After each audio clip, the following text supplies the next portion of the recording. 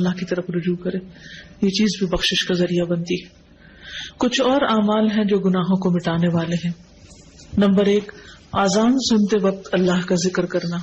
سیدنا سعد بن ابی وقاص رضی اللہ عنہ رسول اللہ صلی اللہ علیہ وسلم سے بیان کرتے ہیں کہ آپ نے فرمایا، جو شخص مؤذن کے کلمات سن کر کہے اشہد ان لا الہ الا اللہ وحدہ لا شریک لہ وان محمدا عبدہ ورسولہ رضیت باللہ ربا وبمحمد رسولا وبالاسلام دینا، میں گواہی دیتا ہوں کہ اللہ کے سوا کوئی معبود حقیقی نہیں، وہ اکیلا ہے، اس کا کوئی شریک نہیں، اور یہ کہ محمد صلی اللہ علیہ وسلم اس کے بندے اور رسول ہیں۔ میں راضی ہو گیا اللہ کے رب ہونے پر اور محمد صلی اللہ علیہ وسلم کے رسول تسلیم کرنے پر اور اسلام کو دین اختیار کرنے پر، تو اس کے گناہ بخش دیے جاتے ہیں۔ لیکن افسوس کے ساتھ یہ کہنا پڑتا ہے کہ بہت سے لوگ اذان ہو رہی ہوتی ہے اور وہ باتوں میں ہی لگے رہتے ہیں، یا ٹی وی دیکھتے رہتے ہیں، یا اذان ہونے لگتی تو ٹی وی کا چینل چینج کر دیتے ہیں، یا اذان سے انہیں کوئی دلچسپی نہیں ہوتی، گویا بس ایسے ہی کوئی جیسے شور کر رہا ہے اور وہ اس سے فارغ ہونا چاہتے ہیں۔ تو اذان جو ہے وہ بھی بخشش کا ذریعہ ہے، اگر اس کو سن کے جواب دے کے آخر بھی دعا پڑھی جائے۔ نمبر 2، وضو۔ سیدنا عثمان بن عفان رضی اللہ عنہ بیان کرتے ہیں کہ رسول اللہ صلی اللہ علیہ وسلم نے فرمایا، من تودع فاحسن الوضوء خرجت خطاياه من جسده حتى تخرج من تحت اظافره، جو شخص وضو کرے اور اچھے طریقے سے وضو کرے تو اس کے گناہ اس کے جسم سے نکل جاتے ہیں، یہاں تک کہ اس کے ناخنوں کے نیچے سے بھی خارج ہو جاتے ہیں۔ تو اس لیے شوق سے وضو کرنا چاہیے، محبت سے، پوری خوشی کے ساتھ، کیونکہ بہت سے لوگ وضو کرنے سے گھبراتے ہیں یا وضو کو ایک بوجھ سمجھتے ہیں۔ تو آپ وضو کریں تو یہ سوچیں کہ یہ میرے گناہوں کو دھونے کا ذریعہ ہے۔ نمبر 3، نماز۔ سیدنا ابو ہریرہ رضی اللہ عنہ بیان کرتے ہیں کہ انہوں نے رسول اللہ صلی اللہ علیہ وسلم کو فرماتے ہوئے سنا، ارأیتم لو ان نہرا بباب احدکم یغتسل فیہ کل یوم 5 هل يبقى من درنه شيء؟ قالوا لا يبقى من درنه شيء، قال فذلك مثل الصلوات الخمس يمحو الله به الخطايا۔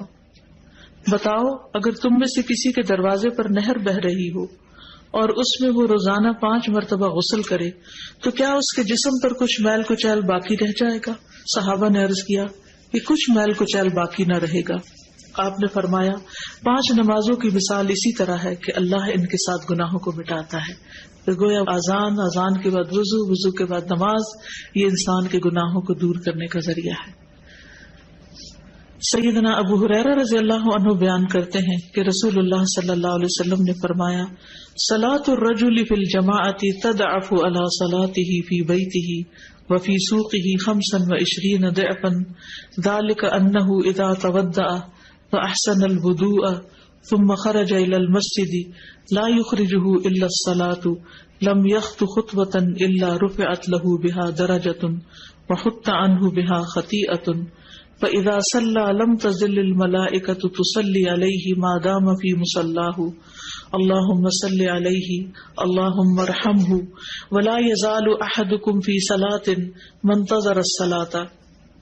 آدمی کا با جماعت نماز ادا کرنا اس کے گھر اور بازار کی نماز سے 25 گنا زیادہ ہے، یعنی مردوں کے لیے، اور یہ اس لیے کہ جب اس نے اچھی طرح وضو کیا پھر مسجد کی طرف نکلا صرف نماز کے لیے، یعنی اور کوئی کام نہیں تھا، تو وہ کوئی قدم نہیں رکھتا مگر اس کی وجہ سے اس کا ایک درجہ بلند ہوتا ہے اور اس کی وجہ سے اس کی ایک غلطی معاف ہوتی ہے۔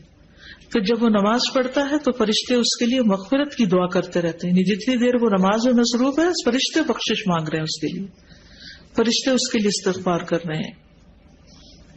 جب تک وہ اپنی جائے نماز پر رہتا ہے اور وضو نہیں ٹوٹتا، فرشتے کہتے ہیں اے اللہ اس پر رحمت فرما، اے اللہ اس پر مہربانی کر، اور وہ برابر نماز ہی میں رہتا ہے جب تک کہ وہ نماز کا انتظار کرتا ہے۔ یعنی نماز سے پہلے اگر جلدی آ جائے مسجد میں اور بیٹھ کے انتظار کر لے تو وہ بھی نماز کی حالت شمار ہوتی ہے، اور بعد میں بھی جب وہ بیٹھا ہوتا ہے نماز کے فوراً بعد نہیں اٹھ جاتا۔ سیدنا ابو ہریرہ رضی اللہ عنہ بیان کرتے ہیں کہ رسول اللہ صلی اللہ علیہ وسلم فرماتے تھے، الصلوات الخمس والجمعۃ الی الجمعۃ ورمضان الی رمضان مکفرات لما بینہن اذا اجتنب الکبائر۔ 5 نمازیں اور جمعہ سے آئندہ جمعہ تک اور رمضان سے آئندہ رمضان تک ان کے درمیان کے لیے کفارہ ہے، جب تک کہ گناہ کبیرہ کا ارتکاب نہ کیا جائے۔ تو اس سے کیا پتہ چلتا ہے کہ وضو، نماز کے علاوہ جمعہ کا پڑھنا، رمضان، یہ سب کچھ گناہوں سے بخشش کا ذریعہ ہے۔ جب کبائر سے انسان بچتا نہیں، سارے صغیرہ گناہ اس سے معاف ہو جاتے ہیں، اور کبیرہ گناہوں کے لیے خاص طور پر توبہ استغفار۔ یا ایھا الذین آمنوا توبوا الی اللہ، توبہ کر لو اللہ سے۔ اور توبہ بھی صرف جھوٹوں والی توبہ نہیں کہ زبان سے توبہ توبہ کرو اور عمل میں کوئی تبدیلی نہ آئے، نہیں، توبۃ نصوحا، خالص توبہ، سچی توبہ جس میں حقیقی طور پر عمل بدل آئے۔ نصوحا کا لفظ نصحن سے ہے، خالص، سچی، یعنی ایسی سچی توبہ جس کے بعد گناہ کا کوئی ارادہ نہ ہو، پکا وعدہ کر لے انسان میں آئندہ نہیں یہ کروں گا۔ ایسی توبہ کی کچھ شرائط۔ نمبر 1، جس گناہ سے توبہ کر رہا ہے اسے چھوڑ دے۔ نمبر 2، اس پر ندامت کا اظہار کرے، شرمندہ ہو۔ نمبر 3، آئندہ نہ کرنے کا وعدہ کرے۔ نمبر 4، اگر حقوق العباد میں حق تلفی کی ہے تو وہ حق لوٹائے، کسی کے ساتھ زیادتی کی ہے تو معافی مانگ لے۔ گویا محض زبان سے توبہ توبہ کہنا کوئی معنی نہیں رکھتا جب تک انسان توبہ کی شرائط پوری نہ کرے۔ اور فور موسٹ چیز کیا ہے؟ شرمندگی، ندامت۔ آپ صلی اللہ علیہ وسلم نے فرمایا الندم توبہ، شرمندگی ہی توبہ ہے۔ یعنی جو شرمندہ ہو جائے اپنے ماضی کے کسی فعل پر، گویا اس نے توبہ کر لی۔ ایک اور جگہ پر آتا ہے کہ ایک صحابی نے کہا کہ سچی توبہ یہ ہے کہ آدمی رجوع کرے اور پھر اس فعل کو نہ دہرائے۔ تو نتیجہ کیا ہوگا؟ عسیٰ ربکم ان یکفر عنکم سیئاتکم، بعید نہیں، امید ہے کہ اللہ تمہاری برائیاں تم سے دور کر دے گا۔ عسیٰ یعنی جب تم توبہ کرو گے تو پھر تمہیں امید دلائی جاتی ہے کہ وہ توبہ قبول کر لے گا۔ بخشش مانگنا، استغفار پڑھنا، اللہ سے توبہ کرنا دنیا کی نعمتوں کو حاصل کرنے کا ذریعہ بھی ہے اور آخرت کی بھلائی کا ذریعہ بھی ہے۔ سورۃ نوح میں اللہ سبحانہ وتعالی فرماتے ہیں، حضرت نوح علیہ السلام نے اپنی قوم کو استغفار کرنے کو کہا، اور کیا کہا؟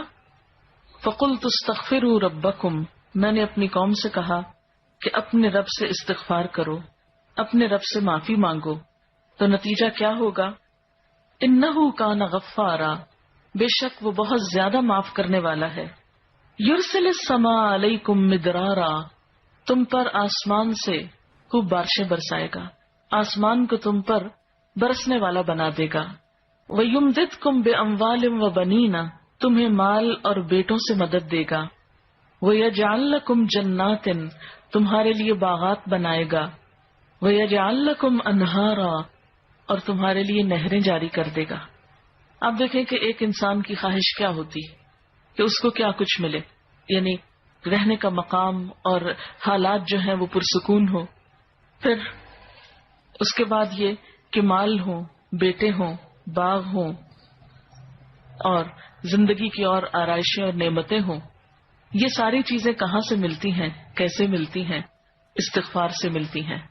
عام طور پر لوگ پریشان ہوتے ہیں، دکھی ہوتے ہیں۔ مثلا ایک شخص ایک بزرگ کی محفل میں آیا اور اس نے کہا کہ میرے حالات بہت تنگ ہیں، مجھے بہت پریشانی ہے، میرا رزق بہت تنگ ہے، تو آپ مجھے کوئی وظیفہ بتائیے۔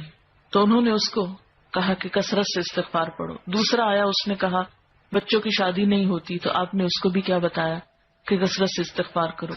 تیسرا آیا تو کہنے لگا کہ بہت قحط سالی ہے، فصلیں اچھی نہیں ہوتی، تو آپ نے اس کو بھی استغفار کا بتایا۔ تو کسی نے ان سے پوچھا کہ بھائی 3 لوگ آپ سے 3 ڈفرنٹ مسئلے لے کر آئے ہیں، اپنی پریشانیاں لے کر آئے ہیں، آپ نے تینوں کو ایک ہی چیز بتائی ہے۔ تو اس پر انہوں نے یہی سورۃ نوح کی آیت پڑھ کر سنائی کہ دیکھو یہ قرآن میں اللہ کا وعدہ ہے اور اللہ کا وعدہ سچا ہے۔ اللہ تعالیٰ کی بات سے بڑھ کر سچی بات کس کی ہو سکتی ہے؟ ہمارے پڑھنے میں کمی کوتاہی ہو سکتی ہے، لیکن اللہ کی بات میں کوئی شک نہیں۔ ذالک الکتاب لا ریب فیہ، یہ وہ کتاب ہے جس میں کوئی شک نہیں۔ لیکن یہ ہے کہ بعض اوقات ہم خود پڑھنے میں کوتاہی کر دیتے ہیں، تو جن کا رشتہ نہ ہو رہا ہو وہ بھی، جن کا ہو چکا ہو اور شادی کے پرابلمز ہو وہ بھی، جن کا ہو چکا اور پھر بچے نہ ہو وہ بھی، ان سب کے لیے ایک ہی وظیفہ ہے، اور وہ کیا ہے؟ استغفار کا۔ پھر اسی طرح ایک اور جگہ پر ایک اور پیغمبر نے اپنے لوگوں سے کہا وَاسْتَغْفِرُوا رَبَّكُمْ ثُمَّ تُوبُوا إِلَيْهِ إِنَّ رَبِّي رَحِيمٌ وَدُودٌ، اپنے رب سے معافی مانگو اور اس کی طرف پلٹ آؤ، بے شک میرا رب رحیم ہے اور اپنی مخلوق سے بہت محبت رکھتا ہے۔ یعنی جب کسی بندے پر کوئی تکلیف آتی ہے تو ایسا نہیں کہ اللہ تعالیٰ اس پر خوش ہوتے ہیں اور جان بوجھ کے ستانا چاہتے ہیں بندوں کو، اللہ تو بندوں کے حق میں بہت مہربان ہے۔ پھر سوال یہ پیدا ہوتا ہے کہ تکلیف آتی کیوں؟ اگر وہ ہم سے محبت کرتا ہے اور وہ بہت مہربان ہے، تو بات یہ ہے کہ کچھ چیزیں ہم اچھے حالات میں سیکھتے ہیں اور کچھ چیزیں ہم ہارڈ شپ سے سیکھتے ہیں۔ کچھ نعمتوں کی قدر ہم اچھے طریقے سے ویسے ہی کر لیتے ہیں، اور کچھ چیزوں کی قدر ہمیں اس وقت آتی ہے جب کوئی مشکل پیش آتی ہے۔